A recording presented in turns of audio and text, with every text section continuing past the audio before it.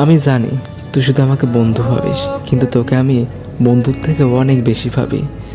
তোর প্রতি আমার একটা আলাদা মায়া কাজ করে, সেটাই আজকে বলবো তোকে আমি। তোর আর আমার বন্ধুত্বটাকে আমি কারোর মাঝে শেয়ার করতে চাই না। আমি এটা নিতে পারি না, কারণ তুই শুধু আমারই থাকবি। জানি না কেন আমার খুব রাগ হয় যখন তুই ওর কথা আমার সামনে বলিস। আমার শুনতে ইচ্ছা হয় না, কিন্তু কি করব বল, তোর কথা না শুনে আমি উঠতে পারি না। তুই খুব ভালো রে, তোকে আমি আস্তে আস্তে পছন্দ করতে শুরু করেছি, কিন্তু ভয়ে বলতে পারি না। যদি তুই আমাদের বন্ধুত্বটাকে নষ্ট করে দিস, কিন্তু একবার তো চেষ্টা করে দেখতেই পারি আমাদের বন্ধুত্বটাকে আরও এগিয়ে নিয়ে যাওয়ার জন্য।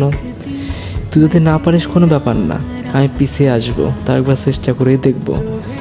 তুই শুনিস না আজকাল আমার অ্যাটিটিউড অন্যরকম দেখায়। আসলে আমি তো শুধু বন্ধু হয়ে থাকতে চাই না, এটা আমার একান্তই মনের কথা। তোর মনে কি আছে বলতে পারিস, আর মন খারাপ হবে না।